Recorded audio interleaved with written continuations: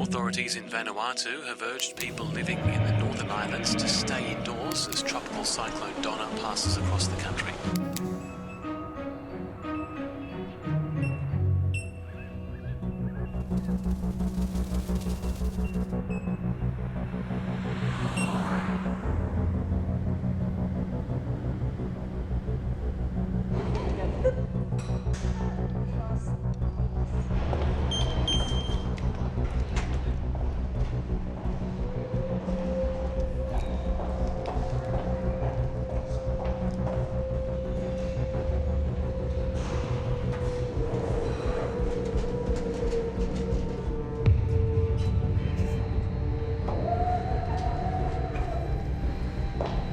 There's about 6 security doors you've got to get through.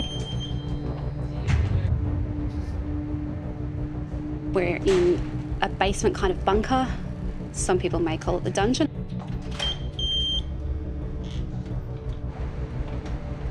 There can be times where you do not see the sun at all.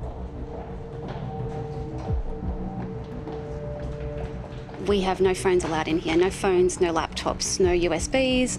Everything gets locked up. My phone is locked up for 12 and a half hours a day.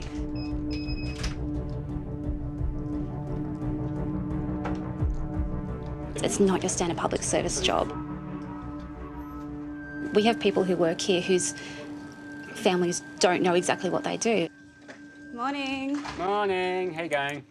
Tara Cartledge is the day shift team leader at Australia's Crisis Coordination Centre in Canberra. Okay, I'm ready when you are, so let's do this. All right, let's do this. Post-September 11, there was a change in the way security was viewed and dealt with in Australia. Is everyone excited for a good day shift? I've had coffee, so very early coffee. Risks to Australia and Australians are monitored 24 hours a day, 7 days a week. Good morning and welcome to Handover. It was a pretty uneventful night as far as things go in here, but we did have a couple of things to keep us busy during the night. The big focus of the shift was Tropical Cyclone Donna, which escalated to a Category 3 system overnight. It's currently located approximately 195 kilometres north of Espiritu Santo in Vanuatu, and they're expecting ocean swells of up to 5 metres, which may lead to a significant storm surge and flash flooding in parts of the country. It's estimated that up to 76,000 people could be affected by this, by the system, so it's definitely something to keep a watch on during your shift. I've been here for about 3 or 4 years. We are sort of the eyes that start the ball rolling on informing on big incidents. So going through from the top, we've got your suspicious package from yesterday. So that suspicious package at Edmonds Wright College in Wollongong. School was evacuated precaution while authorities carried out a search of the premises. Deemed safe, students allowed to return, no reported security concerns.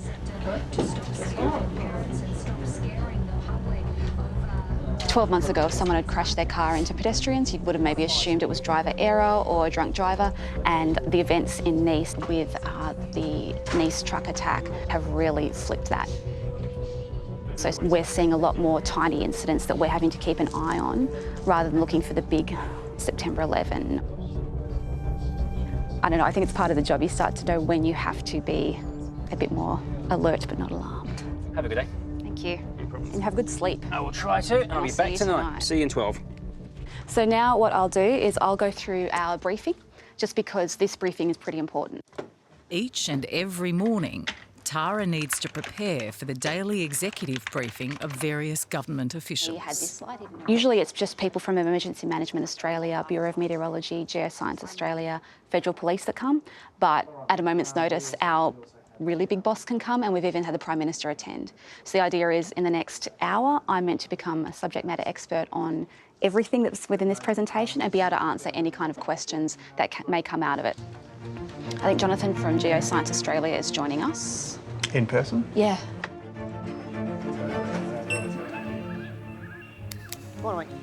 Looking at the weather for the major cities today, Brisbane partly cloudy, 25, Sydney mostly sunny, 23. He just called for a leak. Oh, maybe not there, mate. A bit further up, where we can't see you.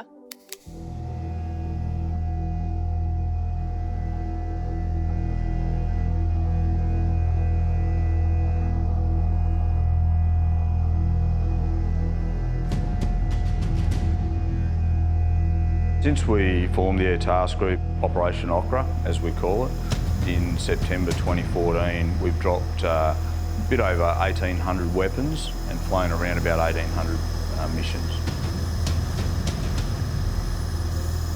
We aren't in the business of killing innocent civilians, and we have no intent to do that. However, those risks do occur from time to time. We are aided by having some very good precision weapons. The pilots are the ones flying the missions on the day and coordinating the release of those weapons. Wing Commander Brad Clark. I'm the temporary commander of Task Unit 630.1, which is a part of the Air Task Group in the Middle East region. Wing Commander Clark is overseeing RAAF operations at this secret airbase. It's part of Operation Okra, Australia's contribution to the coalition effort to rid the Middle East of Islamic State, sometimes called Daesh. Defeating Daesh in Iraq and Syria prevents that terrorist threat from reaching the Australian mainland, and in that sense helps keep Australia safe.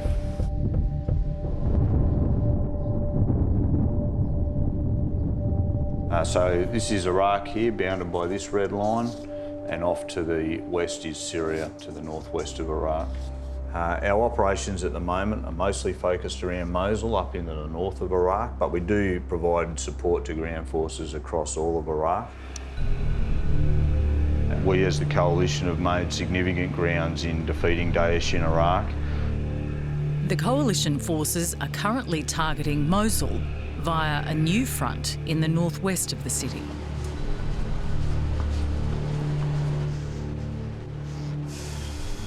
So I'm just going to grab the pilot's CSV and their G-suit just to help them out when they carry everything to the front.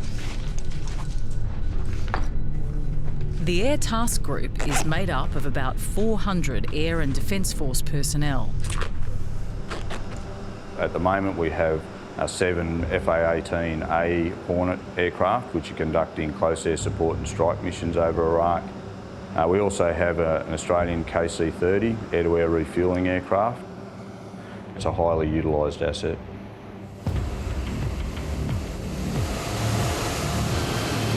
I'm Michael List. I'm the aircraft captain today. So we're flying an Australian KC-30, which is a military variant of an A330-200 airliner. Our job's to refuel coalition aircraft. Today, they'll be servicing 3 FA-18 Classic Hornet strike fighter jets. Refuelling them in the air will allow the Hornets to stay airborne for up to 9 hours. Michael is joined in the cockpit by Flying Officer Hayley Grieve, his co-pilot for today's mission. We're going to go out for about 8.5 hours, so it's a fairly long mission. We're going to take them from here up into Iraq for the operation. So we'll be with the Australian Hornets for most of the days.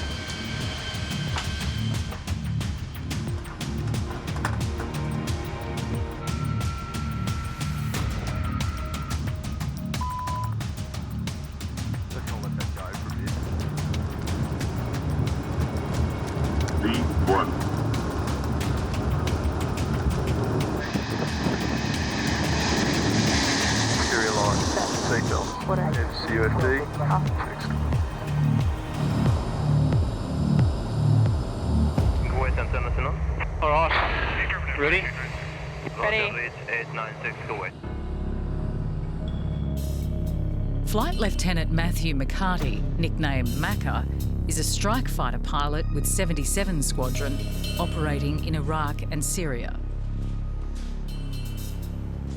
In April alone, they flew 72 missions into Iraq and dropped 60 bombs.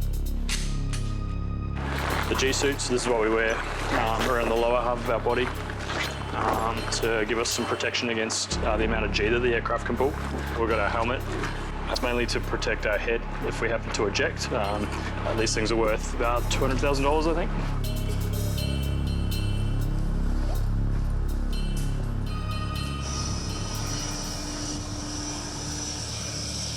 I was sort of born into aviation. My dad was an aircraft engineer. I used to go around on weekends with him and help him fix airplanes. So I always wanted to be a fighter pilot growing up.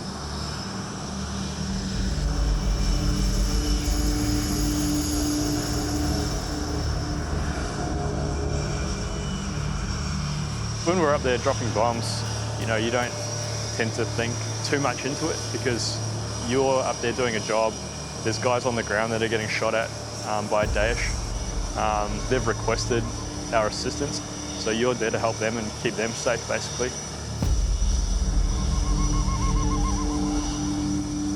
I mean, when we drop weapons, it's for their protection. You definitely think about it afterwards. You know, this organisation, this Daesh people up here in Iraq trying to take over the country, you know, they would love to project themselves worldwide if they could. At the moment, the coalition effort's doing a really good job at driving them back.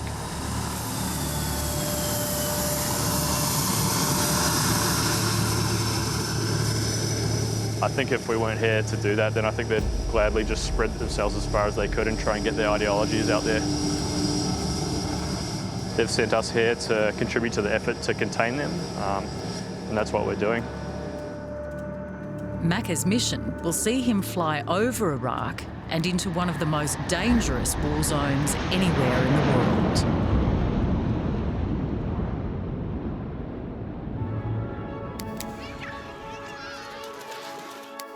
How old are you? 3. Well, that's all for us. Yeah, we're right to go.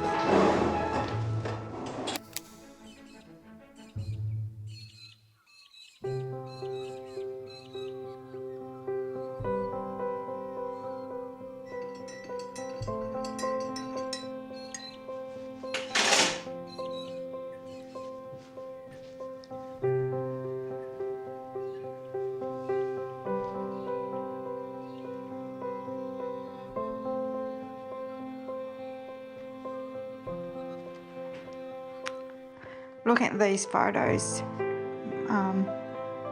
mixed emotions because some of the photos are of when he's younger and when he was happy. Sean started work straight from school, always worked hard to get all the toys that he wanted. But then he decided it was, you know, he'd play hard, and that's when the drugs took over.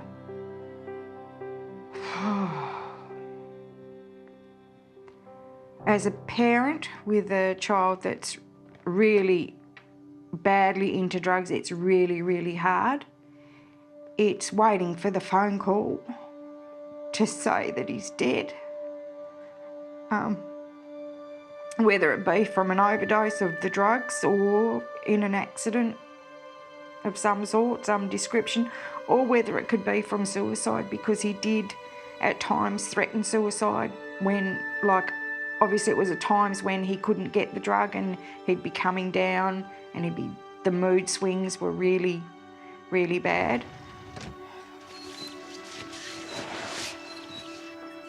Did something happen in his life that I don't know about, that he doesn't want to talk about, that turned him to methamphetamine? I don't know. I don't know what turned him to methamphetamine. My view is I brought this boy into the world, and yes, he did take the wrong path, but as a parent, I've got to be there to pick up the pieces.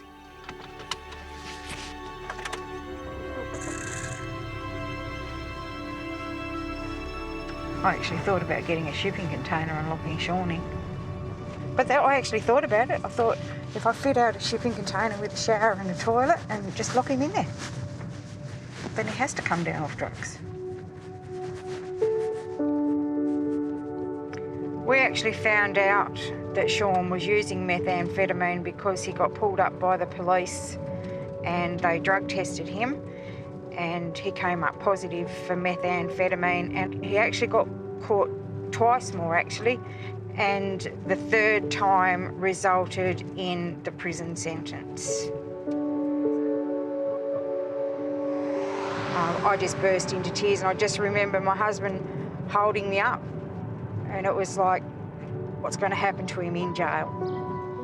Sean was sentenced to 9 months in prison, but Mum Trina fought to secure him a place on the court-mandated diversion program, also known as the CMD program. Under the program, Sean can serve his sentence in the community with a drug treatment order. Hello, mate. Morning. How you going? Good. Today, Sean must appear in court to have his case reviewed. My life was good. I had a fiancée and my own house, ran my own business, and then started using methamphetamine.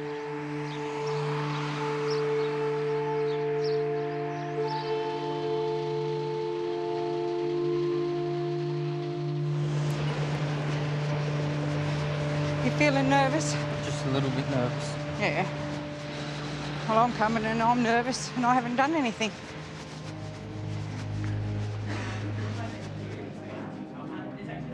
I spent about over 100,000 on methamphetamine. I lost a couple of cars, jet ski, a couple of bikes. I sold them to get more methamphetamine. Wasn't a very nice person. I was just running amok really on the meth. Driving whilst disqualified, driving under the influence. It didn't really take me anywhere good. Took me straight to jail, so I'd still be in jail if I wasn't on the CMD program. Sean must work through 3 phases of the CMD program aimed at breaking the drug crime cycle. If he breaks the rules, he can be sent back to jail by the presiding authority, Magistrate Michael Daly. Yeah, good on you. Thanks for your help this week. Wonderful. Thank you. Bye. Bye. I am trying to get them to submit to supervision, comply with treatment, reduce their offending and abstain from using drugs. It's important that I do show empathy with their situation. I acknowledge their struggle, but they need also to know that I'm a magistrate. I'm sitting as a court. I'm not sitting there as their friend. I'm not their counsellor. You're doing really well, mate. That's the main thing. Sean has made it to phase 2 of the drug program after 9 months of weekly court appearances. Just have to keep going this way and you'll be fine.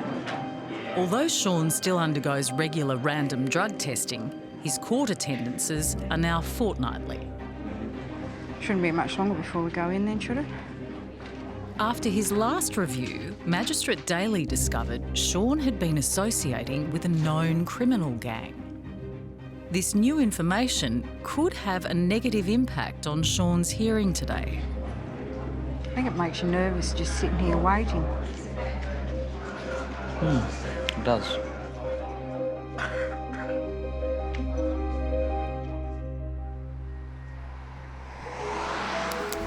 The fiancé of an Australian woman accused of trying to smuggle cocaine out of Colombia says he'll fly there soon to help her prove her innocence. Oh, thanks, mate. Which one's which? That one? Oh, yep, cool. Sorry.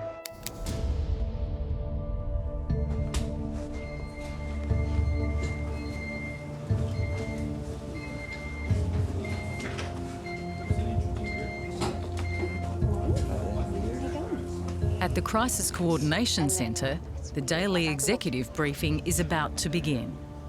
It's a really good opportunity for everyone to kind of go, OK, what's the plan for the next 24 hours? And particularly being a Friday, with an incident going on, what's the plan for the weekend? Good morning, everyone. Welcome to the Daily Executive Brief for Friday the 5th of May. My name is Tara. I'll be presenting today.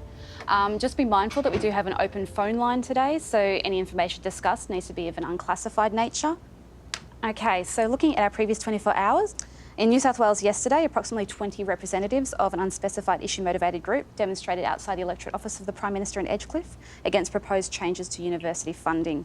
The PM was actually on a plane to New York at the time, so there were no security concerns related to that one.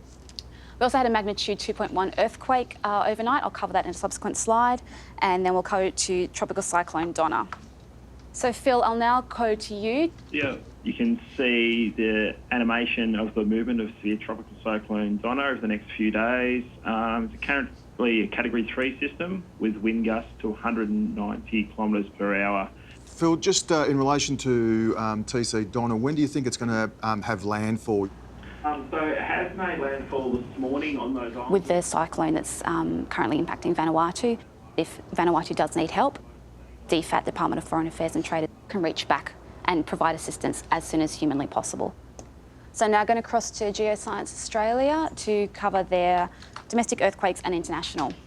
2 or 3 earthquakes in South Australia at the northern edge of the Mount Lofty Ranges and the southern edge of the Flinders. So we work super closely with Geoscience Australia about earthquakes, and they also house the Joint Australian Tsunami Warning Centre. So crossing to National Security Hotline, Benji. Thanks, Tara. We had just under 2,000 calls in total for April. Worth noting is that the NSH did get a significant spike in calls straight after the Paris terror attack, so 3 days of heightened activity there. Today's meeting is between 17 core agency members. But in the event of a major incident, their numbers will swell to include senior members of several key departments, including the Department of Prime Minister and Cabinet. So looking at our key office holders, only one of note overseas is the Prime Minister. We just received confirmation that he has landed at JFK and is being met by President Trump. All of our other holders of high office are in the country. The Prime Minister Malcolm Turnbull and US President Donald Trump have vowed to stand together in their fight against terrorism. We reaffirm the tremendous friendship between the United States and Australia and the vital importance of our security and our alliance.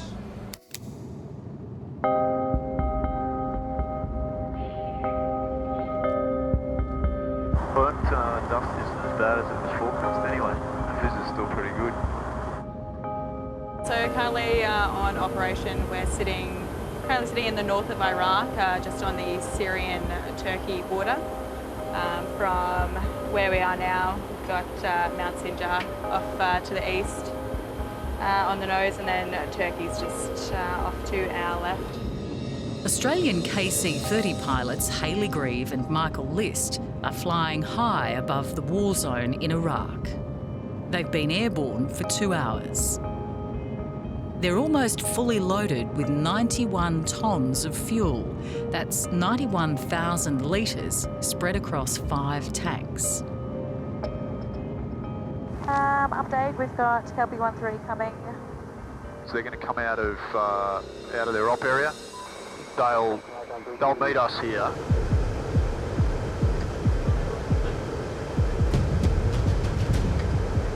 They're about to undertake the very delicate task of refuelling not 1, but 2 Australian strike fighter jets, codenamed Kelpie.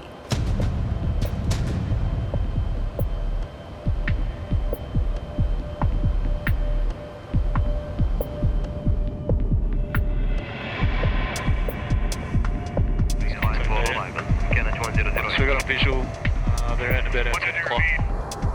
Now guys. Copy 13901, we've actually taken on your bracket. Great, thanks for that, that's perfect. We're going to have lots of gas for these guys. 2 Australian Hornets come into range and start approaching the KC-30 from either side. It's the pilot's job to keep the KC-30 steady in the air, while Harry Hermans, the air refuelling operator, goes to work. And copy, clear join. Double request. Your left hand. Approaching edge on left. Once I have the receiver's information with the aircraft, I will then give them clearances to move into position so they can start their refueling. 1-3, clear contact right. I'll call them in behind the hose, tell them that they're clear to connect.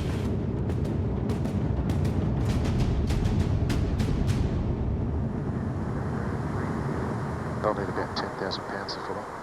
Yeah, we're just going to manage their total offload. The Hornets are both running close to empty. Time is against them, increasing the pressure of this delicate operation.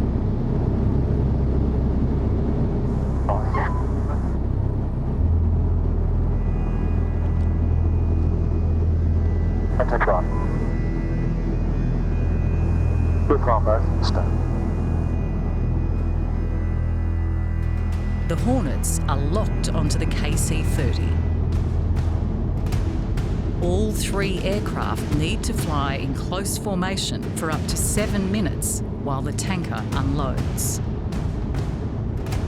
This is the most critical part of the operation. 2,000 step.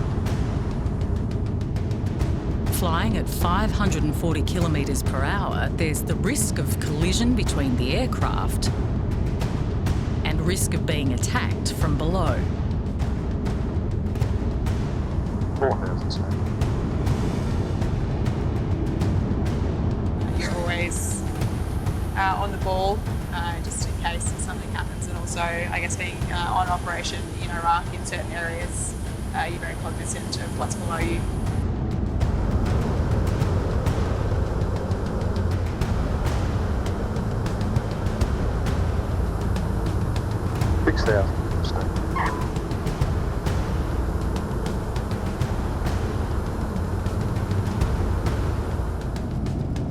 Calvary 1-4, request disconnect. 1-4, disconnect left. Calvary 1-4. 1-4, upload 6.8. Calvary 1-4. Calvary 1-3, request disconnect. 1-3, disconnect right. 1-3. 1-3, gap load 7.1. 1-3.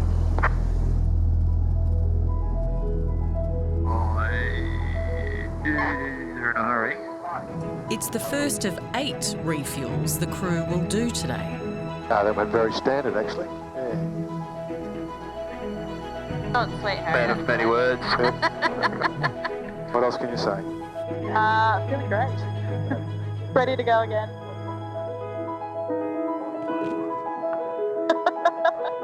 With the 18. For the rest of the day, Hayley and Michael will continue to share duties. Hayley's flying today. I'll do what Hayley tells me. That all sounds great. It's always generally right.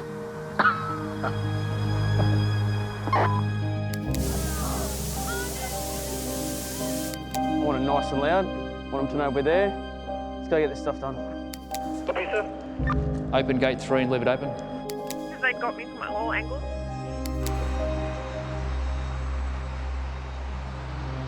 In Tasmania, Magistrate Daly has called his court to session.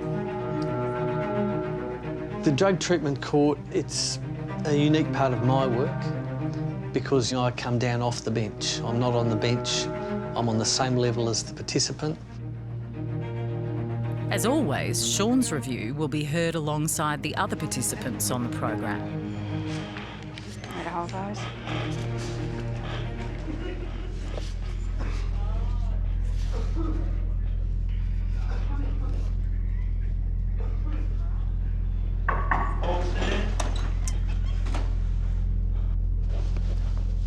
Good morning, everyone. Have a seat, please.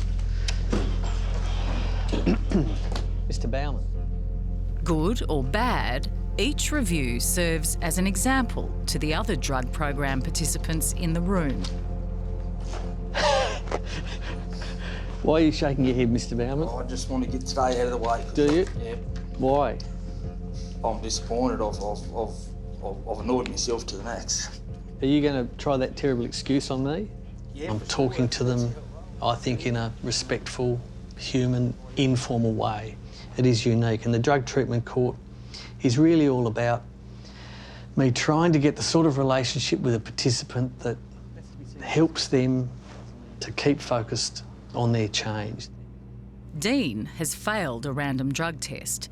His explanation is that he was helping out a mate. What I've been told is that you thought it was a good idea to intervene in a drug purchase where you thought quality was an issue and thought that you could, by tasting it, detect purity. I mean, even saying that to me, I have to stifle a laugh. And if it wasn't so serious, it would be funny. But that you would, put ice in your body in that way in those circumstances is a huge surprise to me. it wasn't. I didn't intervene in the deal. The deal was already done, and he told me what he got for how much he got it for, and I just thought he got had. So yeah, and then it was. If I'd have thought about it, I'd never have done it. But I didn't think for one moment that I'd blow a. What, you think by putting ice in your mouth, it wouldn't end up in your blood? I've never had it that way before. So I'm just casting my eyes back at some experienced people in the back of the court who know a thing or two about drugs. They're all giggling. They've all giggled this morning at me. Rightio. Look, I just shake my head. I won't say too much more. I've heard some creative excuses in this court. That's a good one, though. That is a really good one. And I don't mean that in a good way. The situation as I see it's this. You're to be sanctioned to 2 days for the use of the ice. Yep. Thanks, Mr. Bowland. Sanction days are similar to demerit points. If Dean collects 14, he will be sent back to jail. Sean Paramore. It's Sean's turn to find out what damage has been done by his association with the bikie gang. Magistrate Daly has the power to regress Sean on the program or even send him back to jail. You've had to think about the motorbike club business. Yep. I've got to say this because I've been thinking about it. When you came onto the program, I think you were in custody, weren't you? Yep. Yep. And I seem to recall it wasn't a pleasant environment for you. No. Remember, the police weren't keen for you to come onto the program. The C&D people weren't that keen for you to come on the program because you'd been selling. You'd pleaded guilty to selling. I think if any of us had known you had a sympathy or association with a club at that time, everybody would have been even more on edge than we were at that time. Yep.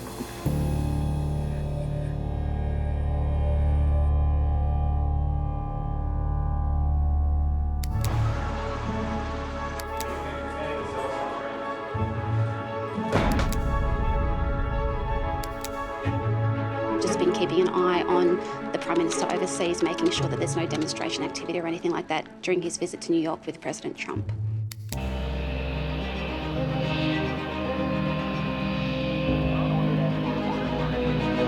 Today at Sydney Airport, they're expecting close to 900 airline takeoffs and landings. At the international terminal alone, there will be more than 40,000 outgoing and incoming passengers. I've been in Australia for about 18 years. I came to visit my second cousins and I loved Australia so much and I've been here ever since.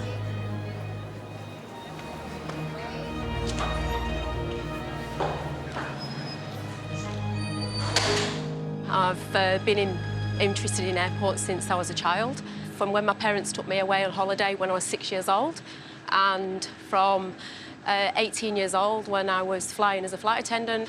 It's been in my blood since then.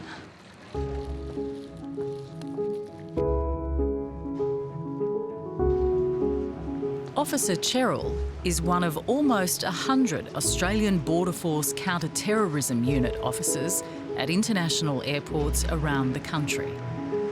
It was a unit formed in 2014 after an escalation of terrorism around the world, and Australia's threat level was raised from medium to high.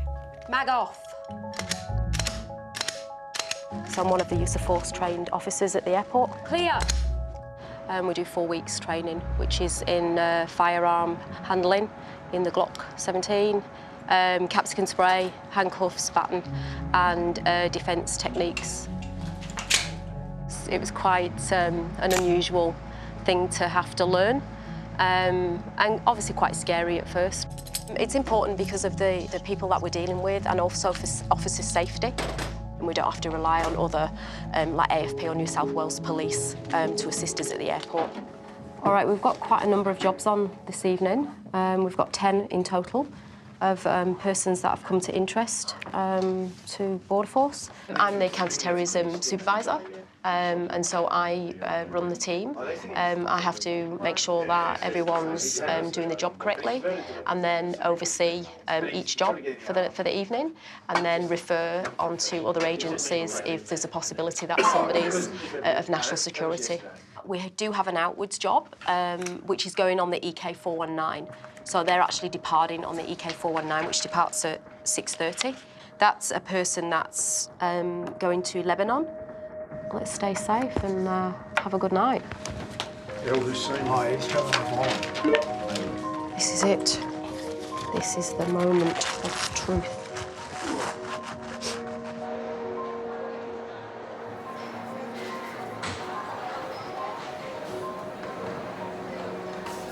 Okay, so we've got two passengers that are travelling overseas, male and female. They only booked their tickets a couple of days ago, which is of interest. Where have you guys been living? Have you been living? I lived with her parents. Yeah. Isaac and Jane have booked one-way tickets to the Middle East. Unusual travel to or near conflict zones raises the concerns of counter-terrorism unit officers. You don't need to be nervous. Jane has never been overseas before. People who go to Lebanon, Syria's quite close. Iraq's quite close. So hang on a minute, they've sold a car, they're going over there.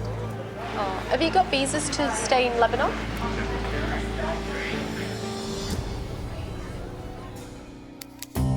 Hey guys, how you going?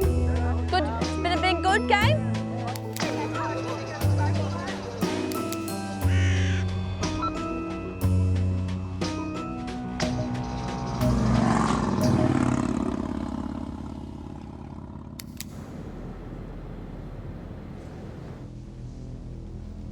The issue is you're publicly associating with the club, and that can't continue, that public association. I just don't think it's in keeping with the values that you're saying that you're displaying now that you're clean, not offending. Yep. Understandable. Is that your mum with you today? Yep. How have you found Mr. Paramore since you last came here? Oh, brilliant. Yeah, I think he's going great guns. Really proud of him. Have you had any discussion with him about this association that we've just been speaking about? Not a great deal, basically because, well, I don't think it's affecting his progress. I don't totally agree with the association, but he's over 18 and I can't tell him what to do, unfortunately. Look, you know, it hasn't, I don't think, affected your progress that we can see at all. So, what I'll do now then is formally vary your drug treatment order, that you're not to attend any meetings of motorcycle club, including attendance at the clubhouse, or to take part in any events affiliated with motorcycle club, and you must not identify as a member of that club on social media. Okay, so your drug treatment order is now varied. And look, I acknowledge the ease with which you've dealt with this issue, and we need to keep that in perspective and not deprive you of the credit that you've probably earned. How long have you been abstinent today, do you know? 2 months, maybe. 70 days. Yep. 70 days. I think it's worth a round of applause. Did you want to say anything? No. No? All right. Well, thanks for coming. I'll see you on the 19th of May. Good luck until then. Okay. Thank you. I'm far more emotionally invested in these cases than in any other. You're privy to details of their lives that are really intimate, that you would never really be privy to in any other sentencing exercise. So we commit together to go on this journey of their recovery. You just can't humanly disengage from that reality. How do you think that went, Sean? Yeah, I think it went well. Yeah. I'd be glad to get my life back and live a normal life and see the end of this place. See the end of this place? Yeah. Be good to get back into work like properly, won't it? Or you don't have to come and go all the time. Do you want to go somewhere for lunch now? Might as well. Hungry? Suppose we could go shopping. With your money.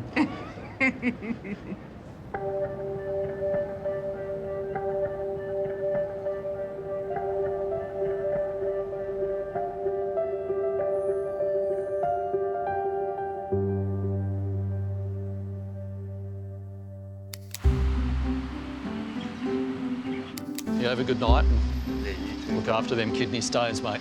Oh, right. Go, find it. Good girl.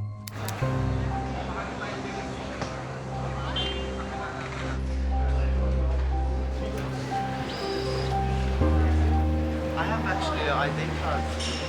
So what about actual visas for your girlfriend? Yeah, they stamp her visa in Lebanon. When she arrives? Yes, they do.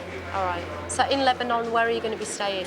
With my grandparents. They have a 2-story house. In where? In the mountains in Shadi. Okay. Counter-terrorism officers have been alerted by Isaac and Jane's travel plans to Lebanon. Do you understand why we're talking to you this evening? Yes, because we took a one-way ticket. Yeah, so one-way ticket. You've recently sold your car? Yeah, so obviously we've just got to make sure where you're travelling to is where you say you're travelling to. Yeah. Because we have had people that have left Australia that have travelled over to Syria and to the conflict. We obviously don't want those people travelling to Australia. That could potentially be a threat to us. And also we don't want our Australian citizens travelling over there either, because they can pick up skills which would obviously be detrimental to the Australian society and the people of Australia. Are you happy with their story? Yeah.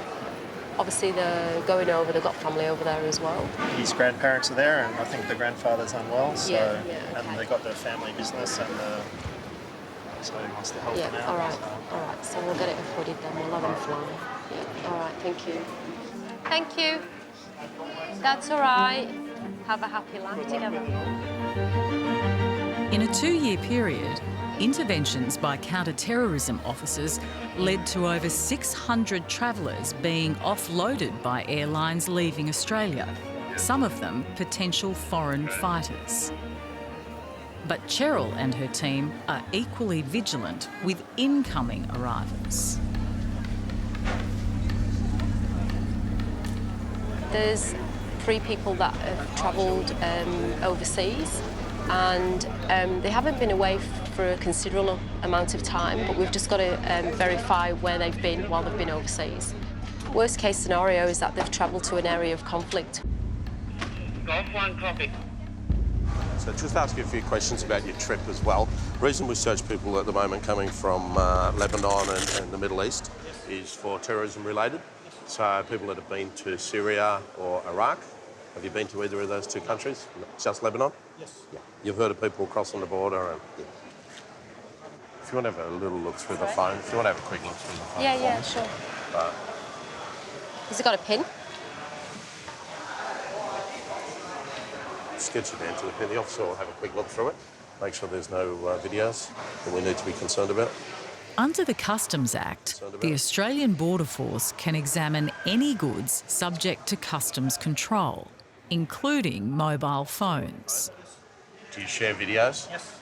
Any of them of concern to do with the war or anything like that? No. No worries. It's got Quran, things like that. Verses and all that. Oh, yeah, that's fine. Yeah, but nothing you've got to do nothing with of violence on the phone? Yeah. Okay. Yeah, just open up the side of it somehow, or just to the back maybe. You see what it is?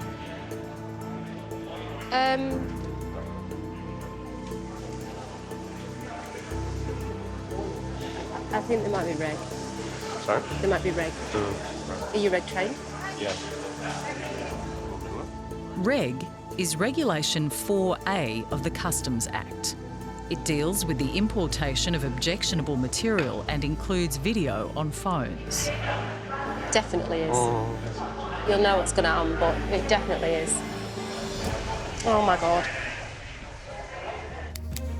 Authorities in Vanuatu have urged people living in the Northern Islands to stay indoors as Tropical Cyclone Donna passes across the Yeah. So if you wanted to get started on a map,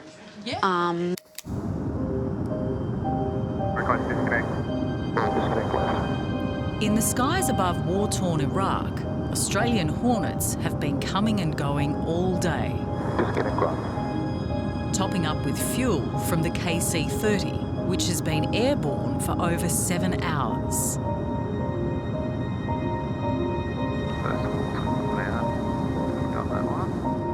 Two-star check is complete, right? Going back to CRA.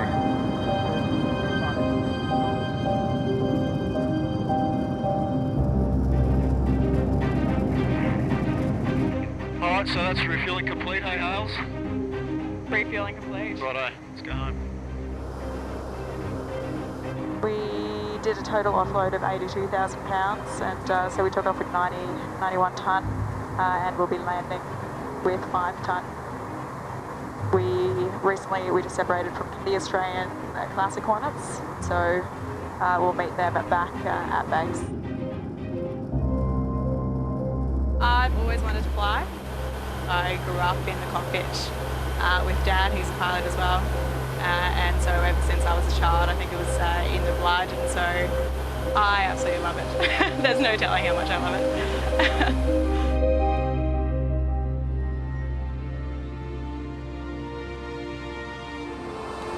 There's your house on the right hand. Very nice little mansion on the water. 100.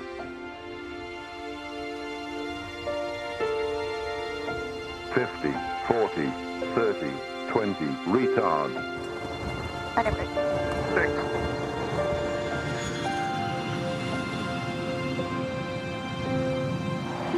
That's one mission accomplished, but Macca, in his Strike Fighter Hornet jet, is yet to return to base. Off landing checklist. Spoilers. Done. APU. Done. Radar. Off. EWSP. Off. Predicted wind shear system. Off. Off landing checklist complete. Okay, so what is this?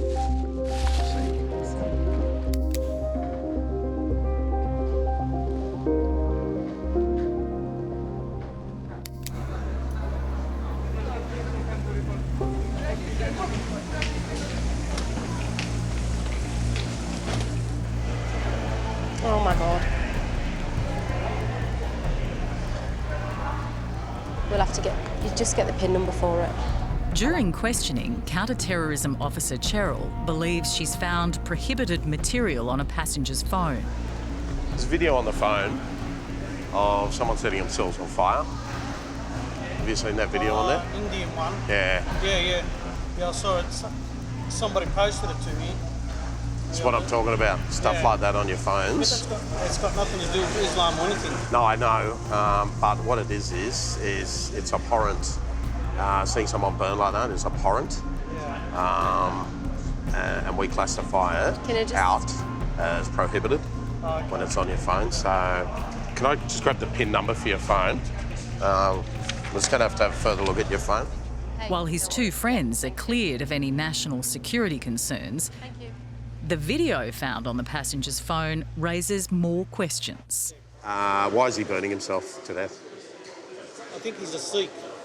And a Sikh, don't get me wrong, I think if they want to repent or he's done something, they put fuel on themselves and they burn themselves. If the officers believe the material is objectionable, they can seize the phone. In the context of what it is, it's a protest against something.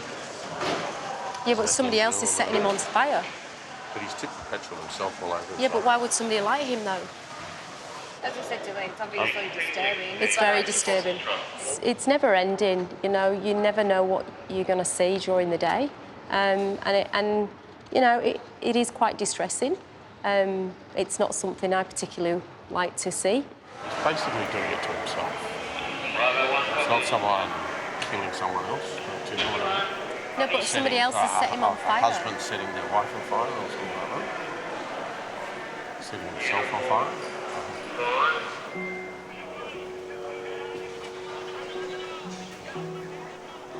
He knows what's happening. Whoever's filming it Yeah, knows what's of about to course. happen. See, it's the guy in the white that did it. I'm inclined to seize it, and then maybe we'll just get a second opinion on it. But for this moment in time, I'm... Hold it. Yeah, absolutely. Beats me 90. Hold Yeah, it. yeah. I'll get a second. Yeah.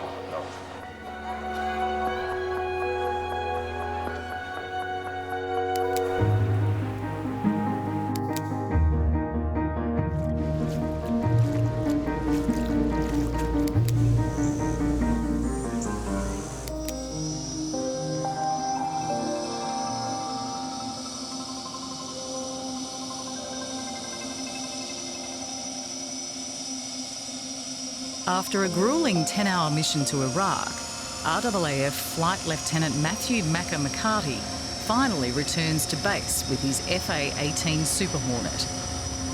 He's tired, but happy.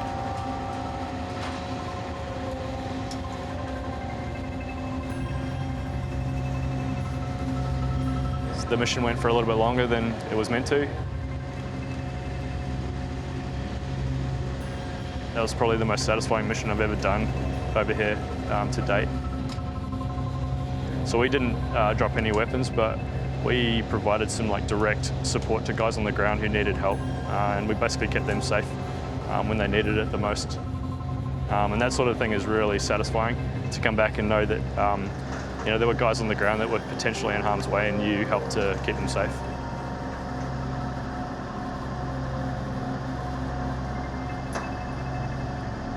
The actual physical side of it isn't too bad. You've obviously been in the cockpit for a long time. You are quite mentally tired though, for having focused for those periods of time. And that's often where you just kind of crash and have a really solid night's sleep.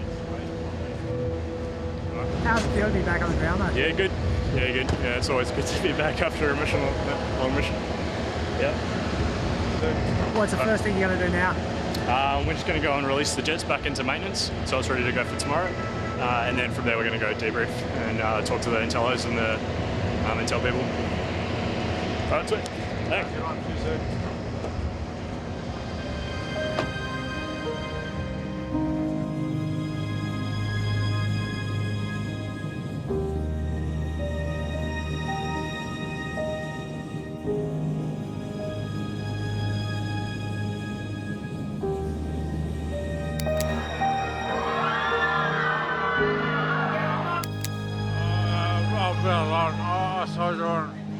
You enjoy them.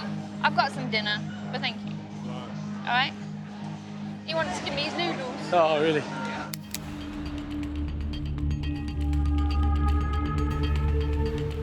So, there's a video of a person pouring petrol on themselves. Can I see the video? Yeah. What sort of context? Officer Cheryl has found disturbing video on a passenger's phone. The team have to decide whether it should be seized and possibly destroyed. Any other videos like that? It's just whether it comes under the classification of prohibited. So we'll get a second opinion. I'll hold it, the whole phone, and we'll get back to you, okay? Officer Catherine is called over for her take on the material.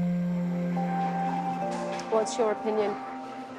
This looks like some kind of protest. They're actually rendering aid to them. They're trying to help them out the fire. Yeah. So It's disturbing, but it's like... He's sort of done it to himself. Yeah. But then somebody set him on fire. That's they're what actually was... killed in the video. Execution style. Yeah. Yeah. There's like three Greg people here, and we're sort of leaning on the other side of, it's disturbing, but not out.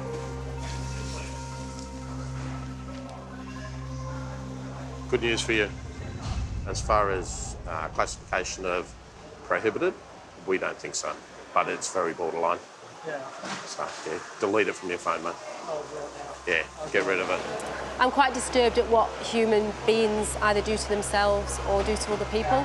And obviously, that was quite disturbing what I saw. You know, people have got things on the phone that I can't really understand and that I shouldn't really understand it, but you know, I just deal with it the best way that I can. Going to get something to eat finally, because I haven't eaten. And a good cup of tea. See you later.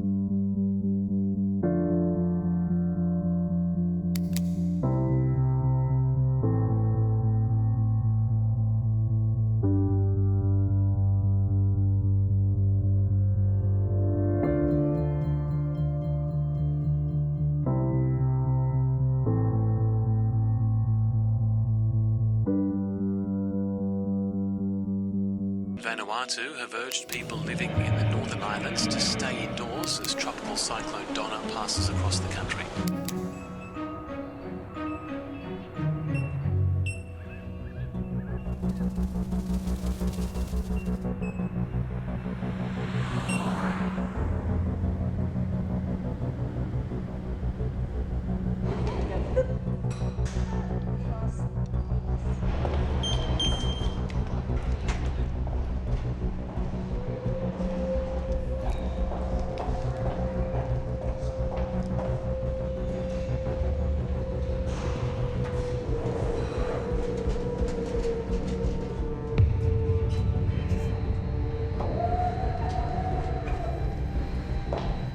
There's about 6 security doors you've got to get through. We're in a basement kind of bunker. Some people may call it the dungeon.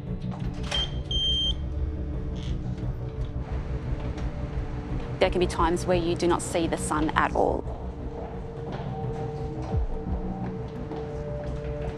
We have no phones allowed in here, no phones, no laptops, no USBs.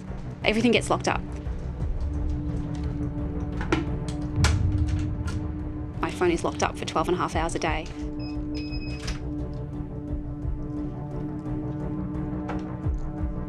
It's not your standard public service job. We have people who work here whose families don't know exactly what they do. Morning. Morning, how you going? Tara Cartledge is the day shift team leader at Australia's Crisis Coordination Centre in Canberra. Okay, I'm ready when you are, so let's do this. All right, let's do this. Post-September 11, there was a change in the way security was viewed and dealt with in Australia. Is everyone excited for a good day shift? I've had coffee, so very early coffee. Risks to Australia and Australians are monitored 24 hours a day, 7 days a week. Good morning and welcome to Handover. It was a pretty uneventful night as far as things go in here, but we did have a couple of things to keep us busy during the night. The big focus of the shift was Tropical Cyclone Donna, which escalated to a Category 3 system overnight. It's currently located approximately 195 kilometres north of Espiritu Santo in Vanuatu, and they're expecting ocean swells of up to 5 metres, which may lead to a significant storm surge and flash flooding in parts of the country. It's estimated that up to 76,000 people could be affected by this, by the system, so it's definitely something to keep a watch on during your shift. I've been here for about 3 or 4 years. We are sort of the eyes that start the ball rolling on informing on big incidents. So going through from the top, we've got your suspicious package from yesterday. So that suspicious package at Edmonds Wright College in Wollongong. School was evacuated precaution while authorities carried out a search of the premises. Deemed safe, students allowed to return, no reported security concerns.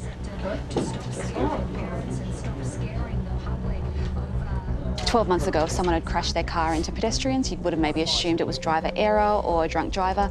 And the events in Nice with the Nice truck attack have really flipped that. So we're seeing a lot more tiny incidents that we're having to keep an eye on rather than looking for the big September 11.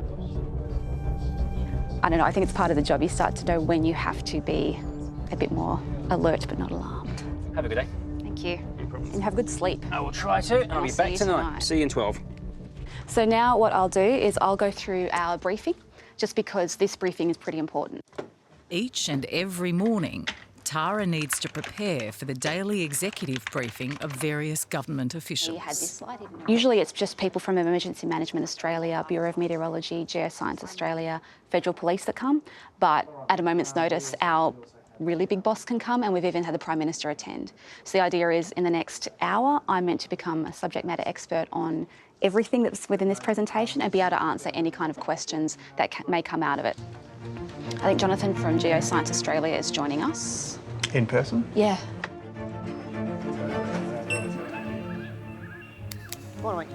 Looking at the weather for the major cities today, Brisbane partly cloudy, 25, Sydney mostly sunny, 23. So you just come for a leak? Oh, maybe not there, mate. A bit further up, where we can't see you.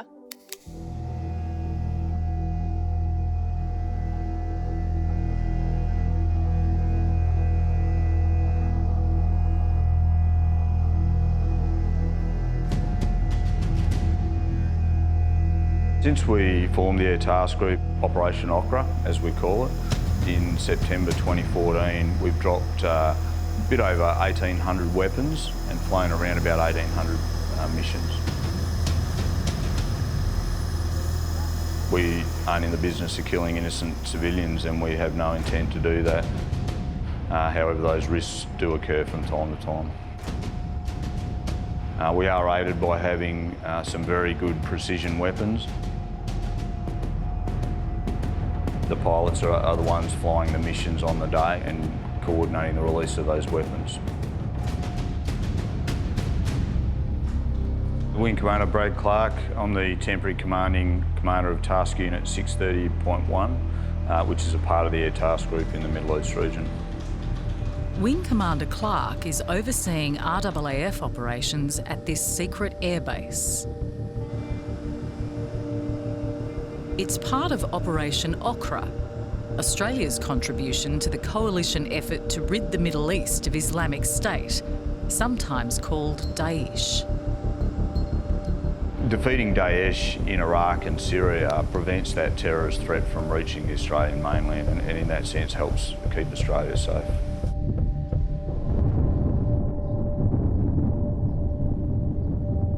So this is Iraq here, bounded by this red line, and off to the west is Syria, to the northwest of Iraq. Our operations at the moment are mostly focused around Mosul, up into the north of Iraq, but we do provide support to ground forces across all of Iraq.